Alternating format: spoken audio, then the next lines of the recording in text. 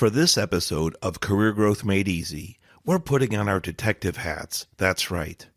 If you've ever thought about leaving your job, or perhaps you're thinking about it now as you listen to today's show, you're in luck. Today's show will be your free coaching self-check-in session. We're going to explore three main areas that might cause you to consider leaving your job: money, benefits, environment. Stay tuned.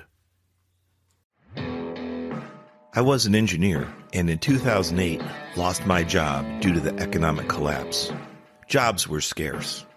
I didn't know where to turn to get help updating my resume. Online services and coaches charge hundreds, even thousands of dollars. I took matters into my own hands and learned how to craft interview-winning resumes. Shortly later, I landed a job with a Fortune 500 company. I've helped many achieve similar success. Now I share my tips to create interview-winning resumes, interviewing excellence, and high-performance growth strategies on my podcast, Career Growth Made Easy.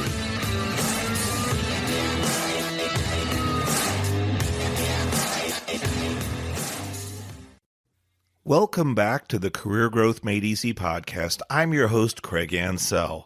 Today's show is going to be a good one, and it's titled, Thinking About Leaving Your Job?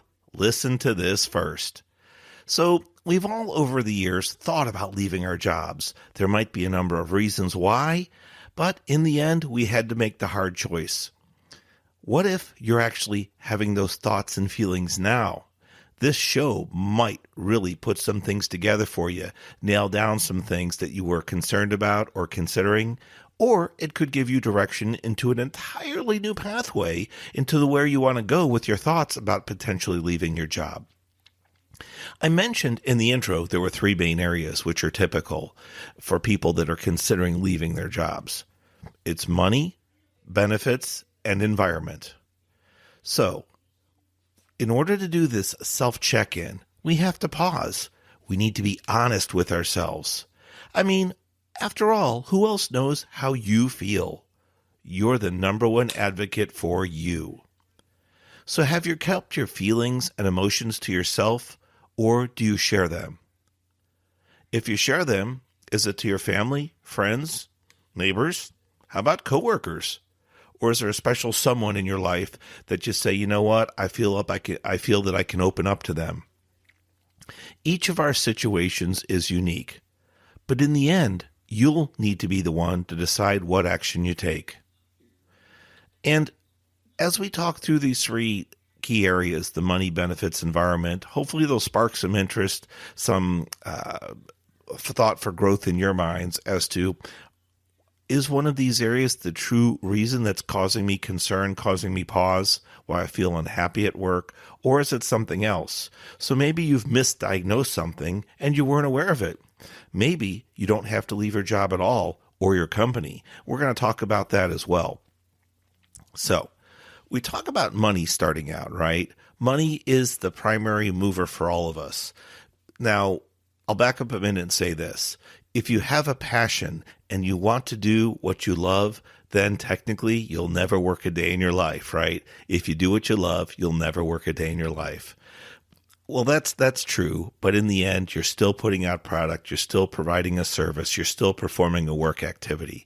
The question's going to be, with regards to money, do you feel you're compensated properly for your effort?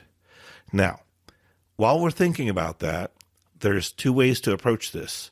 There's the amount of effort you put in, and then there's the amount of product or service you provide. So, do you and I work hard at our jobs? We're hard workers? Is that how you feel? Okay, I can see you shaking your head up and down. I sometimes feel that way too. But then the other question is, do we work smartly as well? Because you can work harder or you can work smarter. Now, for all of us, our jobs are unique. Some of us may be out in field service, maybe in community service. We might be in ditches and trenches, digging lines, let's say, for the people that were here this week in my town, fiber optic cables, and they were burying doing trench work and burying fiber optic cables. So they were, down in the earth up to their stomachs and sometimes up to their chests, getting ready to bury that fiber optic line. You literally could be working in the dirt, in the mud. In other areas, we might be working in offices, working in customer service, potentially fast food, restaurants, catering, office work, engineering, technical. There's so many things to work at, right? So the question is your job hard? Okay, probably, right? If it was easy, somebody else could do it. Or it could be automated, which is a threat in itself, right? Taking your job away and automating it. But that's really not what today's show is about. So talking about your hard job, your difficult job, how well are you doing your job? If you and I were to rate ourselves, that self-check-in, I think I'm a 90, 95, Craig. Maybe you'd say, hey, I'm a 98 or almost 100. There have been people before me and people currently with me that just aren't cutting the mustard and they're not doing what I can do. You might rate yourself a 99 or a 100, nearly perfect, right? Well, it's about the hard work, yes. It's about putting in the effort, but it's also, again, about working smartly. Are you doing things the way that are efficient and effective, following process and procedure? That's something to think about. And here's why. If you work at something with an extreme amount of effort, with a significant amount of effort, you might feel that you need to be paid more, compensated more for your time. As we say, your blood, sweat, and tears. You put your toil and trouble and your effort into something. But what if you're overworking, you're overdoing? What if you feel you're due more compensation than you truly deserve? That's a hard, thing to hear, but we sometimes have to take a step back and do that self-reflection. I know you didn't tune in today to say, Craig, your advice is I'm not really working hard enough to be paid what I'm worth. No, that's not my advice. I'm just suggesting take a look at what you're performing, your tasks, your activities. If you're in a salary position, how many hours a week do you truly work? Not how many hours do you attend at the office, how many hours are you away from home, but how many hours you're actually putting in work product or service, whatever your activity is. So take that into account when you're thinking about your pay.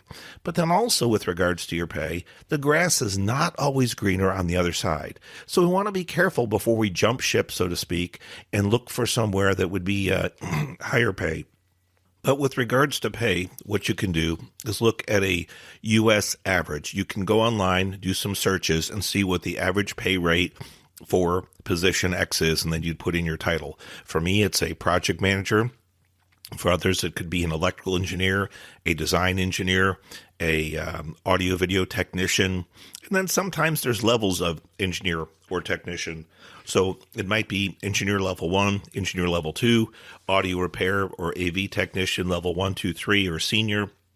And you want to make sure that your title, whatever it may be, it aligns with what you're searching on the web. And you can do the same thing for food services, the same thing for people in production. There's a customer service. There's a number of areas.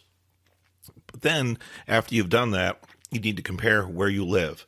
For example, if you were to move from Florida to California, and I'm currently in Florida, Central Florida, and we move to California to perform a similar job, the pay rates are going to be higher. It's almost going to seem like a no-brainer. Yeah, I got to move there because the pay rates are higher. Well, the cost of living is higher. So where we would pay, $3.25 currently, what is this, February 24, for gas over in California could be significantly more. Sometimes it can be as much as double. The city's busy and bustling with effort and action and transportation, and you're going to pay for that fuel.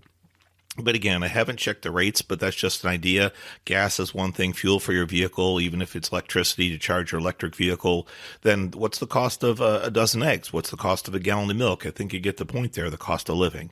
So do that check if it's about money. Make sure you're being compensated well. In order to do that, compare that to the average pay scales across the country and then in your specific region. After that, if you feel you're performing average or above average, then maybe you want to have a conversation with your supervisor or manager. But if you do, I have a couple other shows you want to check out because there's a really important way that you want to couch that discussion and also speak with humility. So I'll see if I can pull those shows up, pause at the end of the show, and then I'll leave a couple of those shows in the show notes and give you a note on those to have a discussion with your supervisor about potential pay increase. The next thing is going to be the benefits. Benefits are part of your typical package. For some people, they may not have any benefits. You may not have any because you're part-time or your company cannot afford them or does not support them. I know a number of people I've worked with that's the case. So you do not have health insurance. You do not have life insurance. medical, dental, short-term, long-term disability. There's a number of things you do not have. They simply don't offer it or don't need to. And in those cases, sometimes your pay rate, your pay per hour, might just be a little higher than others because there are no benefits, and they're trying to understand that you need to get those benefits somewhere if you're not covered, say, by a family member or an adult. So maybe with that extra pay, that can help you get those benefits. But then that's a minor part of the discussion of benefits. It's important for all of us, and it will apply to all of us in our own ways. So if you are looking at other jobs, yes, if you compare your current job to another company offering a similar job role and the pay is the same, but the benefits are significantly different, guess what? If they're increased, that is part of your overall package, and that would be seen as part of your compensation. So do consider that, the benefits. And there's even things like retirement, where we no longer have pensions, at least in the U.S. We have 401k, where we have contributions by the employee, you and I, as well as our employer, which they sometimes match up to a certain percentage. So learn about those matching percentages if you're in one of those roles that does support those benefits. Finally, though, I want to take some time, and I want to spend it really on the big one here, environment. If you've ever heard the statement, oh, that company's toxic, or my manager was toxic, it sounds so harsh, but you know what? I've worked with people, and from the stories I've heard, albeit one-sided because I've heard it from the employee's standpoint, I would say they're probably ranking that accurately. It's kind of sad. And if you're in that situation, I'm hopeful for you that you'll make the right decisions after getting some advice, potentially considering suggestions from this show, maybe talking to other folks or seeking, counsel. Here's the thing. If you feel your environment is harsh, negative, mentally abusive, let's say, you have to you have to think about, where is that coming from? Why are you making those decisions? Why are you stating those feelings? And it's not to say you're wrong, but what we're trying to do with today's show is pinpoint the reason why you want to leave. If it is due to your environment, what's the specific reason? Try to break that down. So is it with a particular employee that you work with, someone in your group or your team? Or does this feeling you have of a negative environment happen on a cyclical basis, meaning once a week, once every other week, once a month, or once a quarter, every 3 months of your calendar year, your fiscal year for your company? And I'm asking this because maybe there's an event, maybe there's a team event or a certain work function that happens where you have to do a certain type of reporting, a certain type of service work where it gets other stores together or other groups from your company together if you're a larger company, and having that interaction with that person just could be a toxic interaction. Maybe you and they are not compatible. And so, that's something to think about too.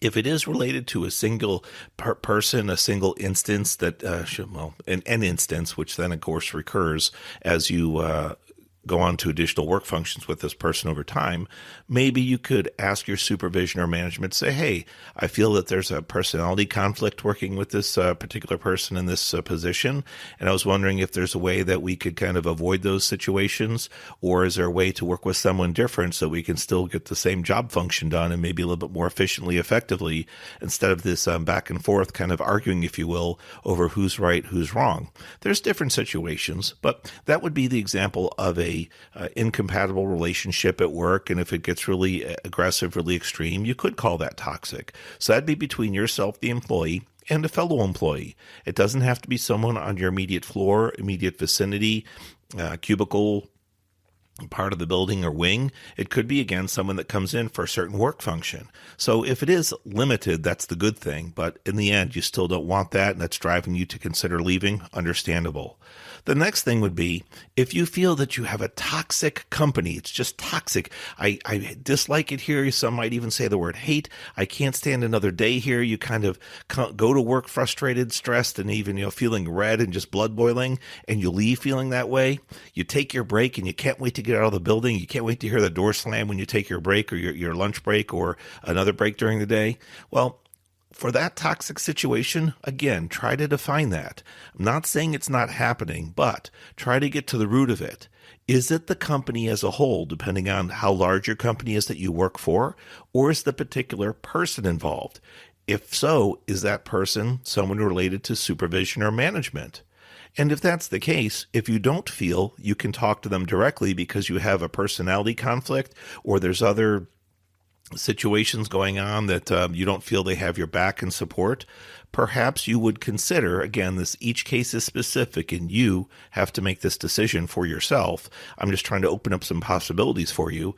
You might want to consider talking to their manager, which might be a director or team leader. You might want to talk to human resources if your company has those kind of services. Again, just getting some advice. Now, in some cases, these things can backfire because if there's relationships between, say, your manager and director, they may go back and talk afterwards and say, hey, one of your employees came to me today and they're a little bit disgruntled or a little bit upset about certain situations. And the problem is we're all human, right? That's good and bad. And so now that you've aired your concern, the manager that was spoken to by the director or by the human resources manager should not, and I repeat, should not take action against you. They should be in a mature, responsible position such that they could then take that feedback and see ways that they could potentially correct the situation. But in some cases, this unfortunately over the years, I've worked with many, many clients of all different size businesses. And in some cases, this feedback has backfired. I am not suggesting you withhold or that you continue to stay in a toxic situation if that's your case. You just have to be prepared that there could be potential ramifications. And the best way to go about it, in my opinion, again, is to go about it humbly, confidently, but also calmly, speaking quietly and focused. We always say we try to attack the problem and not attack the person. So if there's a person behind your toxic type environment, work on the problem, work on the situation that causes your concerns, your stress, potential anxiety, fear, nervousness, anxiousness, whatever it is.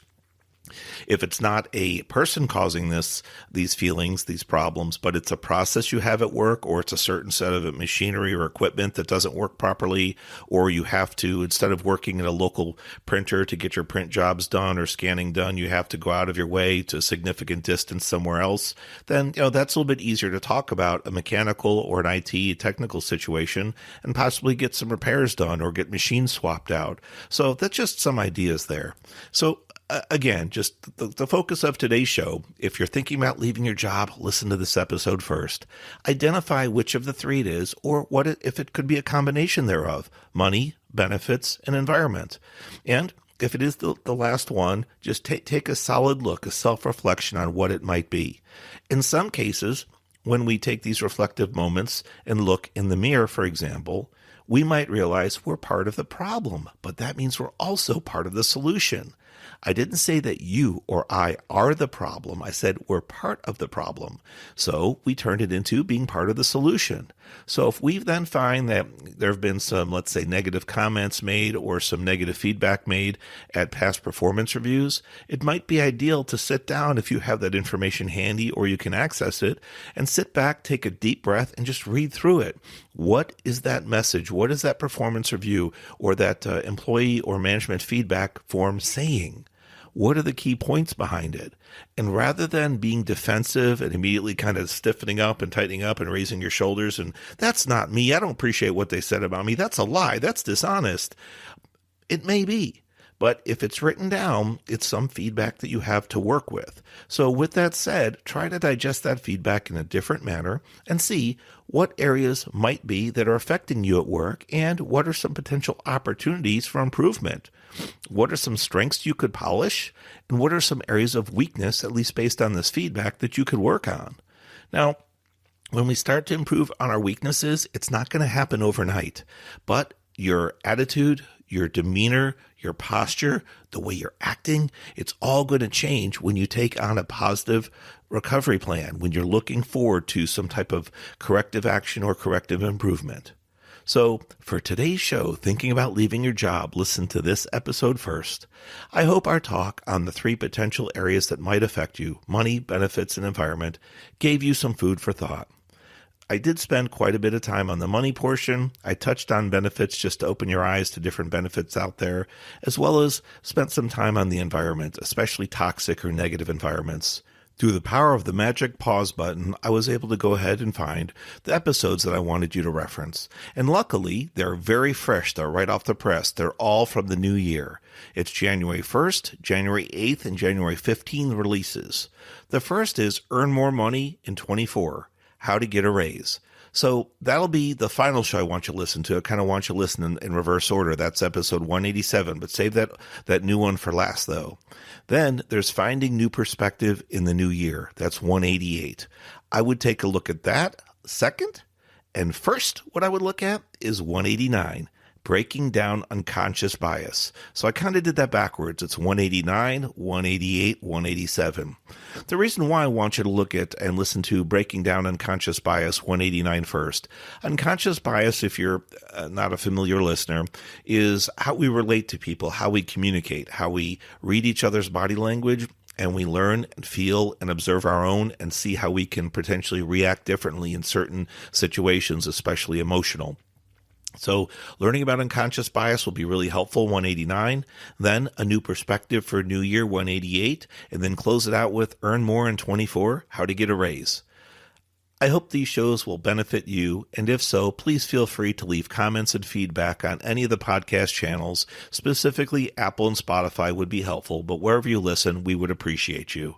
Have a great week ahead, and if you need any direct help, you can reach me, Craig at craigansell.com on email, reach out on social media at craigansell, and also my website, craigansell.com. I have one-on-one private coaching that I'm there standing ready to help you so that you don't have to go through things alone.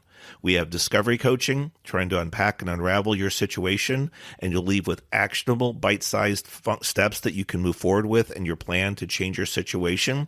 We have resume coaching, cover letter coaching, as well as high-performance growth coaching, or a number of other areas if you're interested. So take a look at craigansell.com. God bless you. Thank you for listening to another episode of Career Growth Made Easy. I have been your host, Craig Ansell, and we're closing episode 192. Thinking about leaving your job? Listen to this show first. I'm glad you did. I hope it helped you. See ya.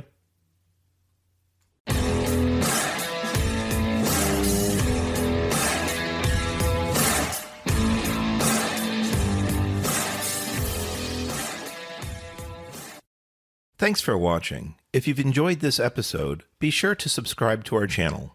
New episodes every Monday.